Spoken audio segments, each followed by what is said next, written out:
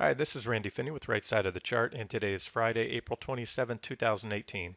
In this video, I'm going to go through the semiconductor sector. A few months back, I did a pretty extensive analysis on the semis, looking, for what I think is going to be a tremendously profitable shorting opportunity, the next bear market in the semis. I think it's underway already, most likely. Again, all that analysis is on the site. There's different ways to archive it if you or access those archives. If you have questions on how to do that, just drop me a line. And before I get into the charts, there's quite a bit to cover, and I think it's worth it because the potential gains in this sector. But before I do that, I'm starting this video in response to a member of the site, Gaucho. Gaucho's been with the site for a while, and just sent me an email. I had missed. He asked for a chart request about a week ago on the semis, which I said I would do on the front page. Didn't follow up. I had meant to include that in one of the market analysis videos. Didn't do it. And then the other day I was out on Wednesday, so only day I've taken off this year at a big project, and I missed another bump on that. So I wanted to everybody listening to this, apologize. Things have been extremely busy on the site lately with the market volatility. I have all the existing members becoming much more active. People who might check the site periodically are coming in much more often now, which makes sense as the market's moving. It's swinging wildly. There's trading. There's money to be made, money to be lost. This is when traders, active traders, even investors need to pay attention to the markets right now. The last couple of years, we were in that slow and steady, unprecedented low volatility grind up. I think it was 16 months of record low volatility. So that's been busted. So anyways, I wanted to make mention of that. And on that now, this segues into the next point. Although volatility will slow down eventually, volatility typically spikes in the markets. Markets go through periods of low volatility where they're trending one way or other, or they're moving in a sideways range. And every so often we have these spikes in volatility that typically last anywhere from a couple weeks to usually no more than a few months. And I'm speaking mostly during bull markets. Now, the thing about that is during bear markets, volatility stays high and we have those big increased spikes much more often. A bear market is really like a bull market in fast forward. Bull markets can last years. This is the second longest one in history. It's already gone past 9 years, and it'll keep going much longer. It'll be the longest bull market in history of the financial markets. So with that being said, the, on average bull markets, I think the statistics are about 6 years on average, maybe a little less than that. And then bear markets are usually, the good thing about them is like peeling a band-aid off. They're pretty quick. The last one, as ugly as it was, I think it was about not even 18 months, October 2007 to March 6th, early October. So that's how long it lasted. Painful, but that's a good thing is they drop quick, but the volatility is high. Now where I'm going with this is, if volatility stays high, you're going to continue to see this, and you're going to continue to see a lot more frequent analysis from me. You'll continue to see me change my bias, my near-term outlook for the market. One day I'm bullish and long, the next day I'm bearish and short. That's because the charts are changing so rapidly now. And again, where it's all going is, what I'll need to do here at this point is really manage the subscription base for the site, because if I continue to bring on new members, I have two options. I either try to answer all these questions, which is at this point it's getting to be more than 2, 3, 4 hours a day of answering questions, not just chart requests, but membership questions, billing questions, things that even bringing someone else on, I need to still answer those questions. I do have programmers that help me on the back end. So what I'm going to do is raise rates soon, not because I can or I want to make more money, but I need to limit the number of members to the site. Now, if you're listening to this video, here's the good news on that. Um, as an appreciation to everyone who's been with the site, and this includes anyone who's free trialing now. As soon as that rate effect goes into, I'll announce it in advance, and they're not going to go up huge, but I will grandfather everybody in. It's already under the FAQ section under the membership details, a lifetime rate lock. As long as you're a subscribing member to the site, your rate will never increase. Any rate increase does not affect anybody listening to my voice now. Even if you're free trialing, you'll have advance notice when those rates are going up, and so that's that. And that again is a net plus for everybody else. I'm a trader, first and foremost, and if I don't have skin in the game and I'm not motivated to, you know, properly analyze the charts and figure out where a stock or sector is going, my own trading suffers. So does the performance of the trade ideas and the analysis on the site. So I'll move on from there. I just wanted to make mention that's coming, and also apologize for those of you in the last few weeks here. It's been extremely busy. I know I've missed some. It's easy to miss these notifications or chart requests in the trading room. They tend to get buried. Please, if I haven't gotten back to you after a few days, bump me again. And you can also use a contact form to send me an email if I miss something in the trading room, because that activity stream gets buried, and I as do all the notifications. All right, moving on. Let's get to the charts, and we're going to start out here with a long-term view of the semiconductors. Don't want to bore you with details, but I think all of this is important. I've tried to streamline these videos as much as possible. I'll talk quick. Hit the fast forward button on the settings if you want. I like to listen to these videos on, or any video on YouTube. I click the settings icon, increase the speed to either 1.25 or 1.5 playback time. It really cuts down the duration. All right, with that being said, what we're looking at here is a long-term chart. This goes back to the dot-com bubble back here. For those of you that remember, if you were trading or even alive, or if you were old enough, you remember that markets went parabolic. Anything to do with tech, especially .com. They called it the .com bubble because anything with the .com at the end of the name, whether they had a business model or any hopes of profitability or not, was just getting bid up like crazy. But now semiconductors obviously are the core. They're tied in directly with the tech sector, and they trade very well to the chart. So this is a long-term chart. This is the SOXX, the PHLX Semiconductor Index. And you can see going back to 1996 here when this chart starts, these are pretty simple trends, and the semis move hard. And this is why I'm doing this video and is going to spend so much time on it, because the trading ops are unusually large, the potential. It's like the gold mining stocks or certain sectors that when they move a whole lot more than the broad market or other sectors like utility and consumer staples and things like that. So just to try to quantify it, I'm using log scaling, so the moves are even bigger than they might seem. There's a 200% rally from the lows to the high in the sector, and that's not individual stocks. A lot of individual stocks will do a lot more. There's 626%. I'm referring to the pop-up box down on the bottom left of the pop-up box in green. You can see the percentage. So you can get an idea of how much money is to be made both on the long and short side. Here's a little correction. And so the things that stand out to me on this chart, and then I'll move away from this long-term chart, are first and foremost all these trend lines. You can see I have them drawn there. They're pretty well defined, and you can see, and I could do this in reverse if I was making the case for the next rally in the semis. But these trend lines are fairly well defined.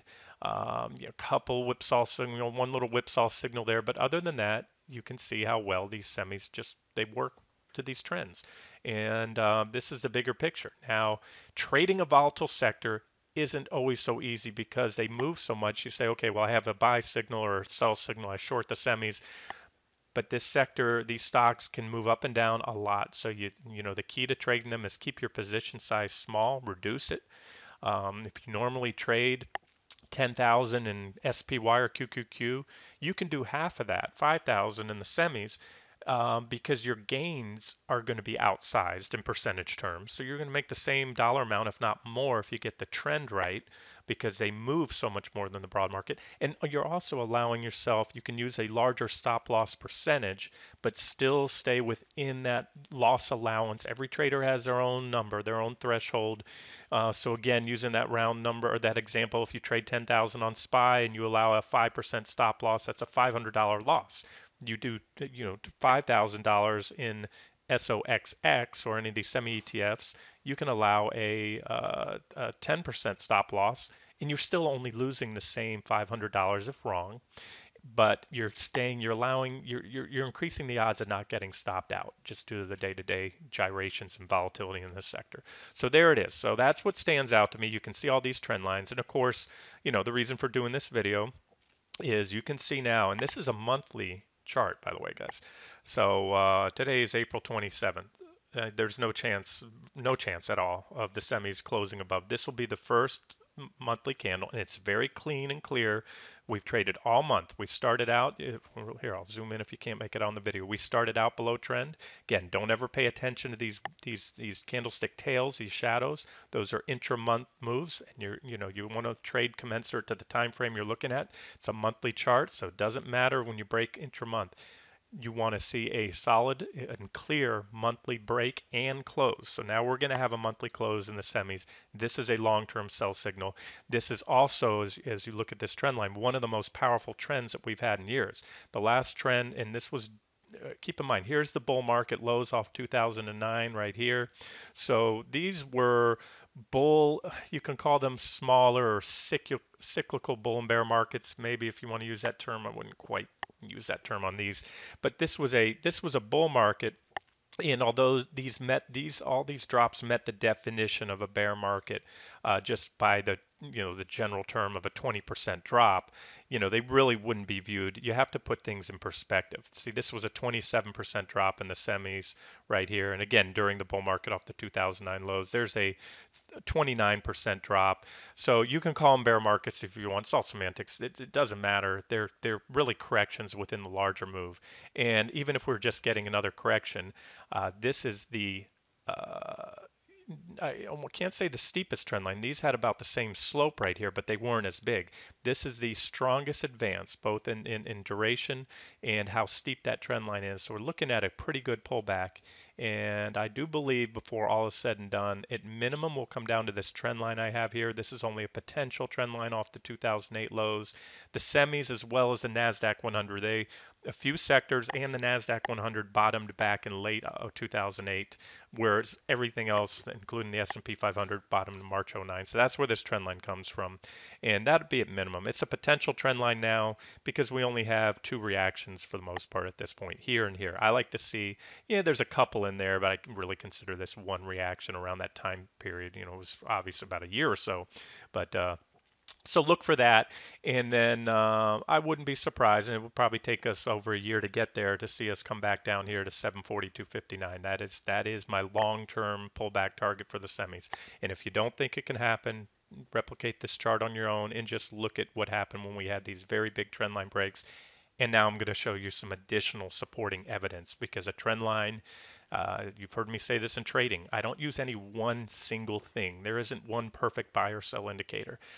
It's like building a case. If you're a prosecutor, working for the DA's office, you're gonna try to build a case against someone, and you're gonna try to build as much evidence as you can. You have to have enough evidence to bring that case to trial, or bring charges. And the more evidence you have, the better chance you have of winning that case. And that's the same thing with trading. So, trend line break, great. And that's a pretty well-defined trend line. But now we have some other things we're going to look at here. Here's the PPO. And what I'm looking at right now is a PPO crossover. You can't make it out very well on this chart. Let me move this up here a little bit bigger so you guys can see this. Okay. There's clean separation of the lines, which I like to see. PPO's at high levels, the highest level it's been at since the dot-com bust back here. This was at the bear market after the dot-com bubble. So in other words, the PPO, that indicator, has never been this high. And that's a function of this extreme bull market that we've been in for years. It's very old, aging, one of the longest bull markets in history. So we have that. And if you can't see it there, one of the things you can do is you just put up a histogram. A PPO histogram will show you the bullish and bearish crossovers. So let's just go over that right now here. Let's do this. Now the histogram's on the bottom. And again, a histogram is just a visual representation of the differential between those two lines. I moved the PPO away. So the wider the two lines are apart, the higher the histogram. And when those two lines cross, in other words, give you a bullish or bearish crossover, that's when the histogram crosses the zero line and goes from red to green. So now let's just take a look here. Here was we were in a bear market in the semis. We had a bullish crossover here. It's not drawn here, but I could have drawn a downtrend line off the lows that would have come in around there. So pretty much it told you around, and I might miss the exact number, but somewhere around here at this point, the trend was now bullish, and you can see that was a powerful move. Again, this is log scaling. Do not underestimate the scope of these moves. Told you we were in a bull trend until here. Now we got in a sideways trading range. This is when histograms and trend indicators don't work well, and I tend to avoid them. And if I put the PPO back up, you would see, but you can also see it here visually, that the differential, the lines start to flatten out, and that is a function of a sideways market. So that's when I stay away from trend indicators like that during sideways trending markets, because you get these whipsaw signals, bull, buy, buy, sell, and each of those probably did, if you follow just this indicator, probably kept you. They wouldn't have caught the bulk of each trend, but probably would have kept you, long or short when you should have been within that multi-year grind. That's 2004, 5, 6, 7, 8. So if 4 years of sideways market action.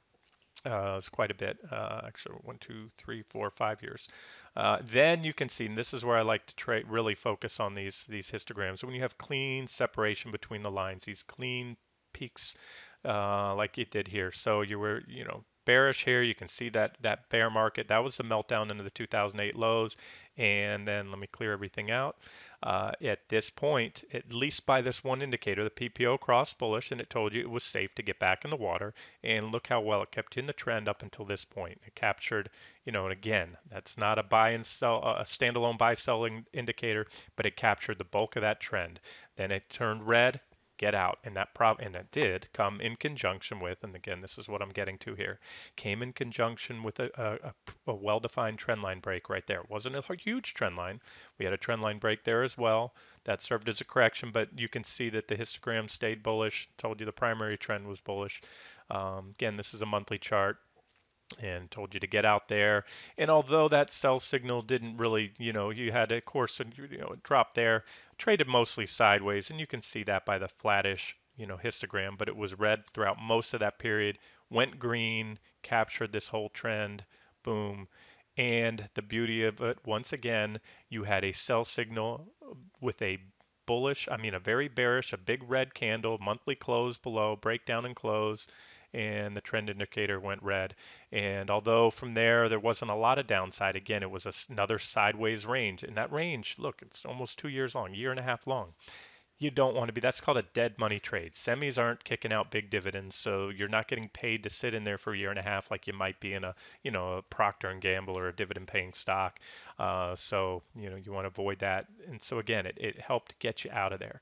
So where I'm going with this, if you've been long the semis right now, and nothing is guaranteed in trading, this is the best sell signal by far that I've seen in years in the semis.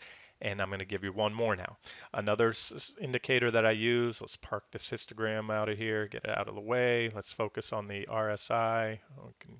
I'll get to the rate of change here in a second if we have time. The RSI I've used on many different stocks. You guys have heard me say this time and time again. In a bull market, overbought can and often does become more overbought and stay overbought for an extended period of time. If you're new to technical analysis, what I mean by that is the typical levels on an RSI, the relative strength indicator, are the 70 level, which is this red line here, right here, and the 30 level. Anything at the red line above is considered overbought on a stock or an index. Anything 30 or below is considered oversold. So here's what happens. During a bull market, overbought tends to become more overbought and stay overbought for an extended period of time. That was over a year we were overbought.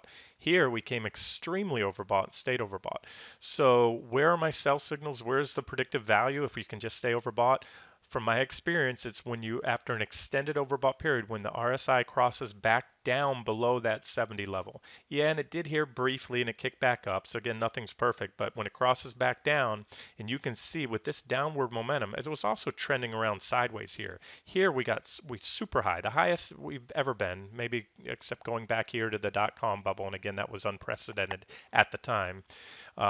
So we can see we've been at extreme oversold levels, overbought levels, I'm sorry, and there's such downward velocity coming in right now, and we have crossed below. There's the value, 69.10. So technically, we've now crossed below 70 levels. So there, I've just given you multiple sell signals, and although, like I say, there are no guarantees in trading, this is about as good as it gets for a long-term sell signal on the semis. Now, at best case scenario, and I don't see it right now, but sometimes you break down and you back test the trend line.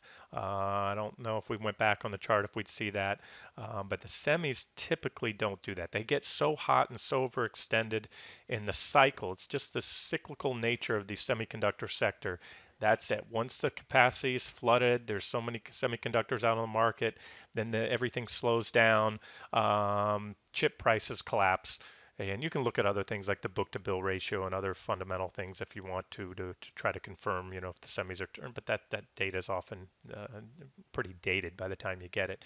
And I won't go over the rate of change. I use this usually on the SPY and some other things, so let's forget about the rate of change. It's not really useful, at least on stocks. So I've spent a lot of time, and you know what I'll do is I'll wrap this video up here and then I'll follow up in a second video for those of you that are more interested in the near-term targets and the near-term levels to watch. Since we've hit the 20-minute mark, and again, I spent several minutes talking about my how busy it's been lately, and just have a little patience on the chart request, and I'll get back to everyone soon as I can. And like I said, by raising the rates soon, it will curtail the inflow of new investors, or I'm sorry, new prospective members as well, getting a lot of free signups, and those people have gold access, so they're able to ask questions as well. So once that slows down and the markets slow down, things will get back to normal, and I'll be able to give you pretty comprehensive chart requests and get back to people much quicker. All right, this has been Randy Finney with Right Side of the Chart. This is part one, long-term, bigger picture, which I can't find a single plus in here or a single reason other than I'll get over the short-term charts and I'll show you what levels need to go to really seal the deal here in the next video, part two, coming up.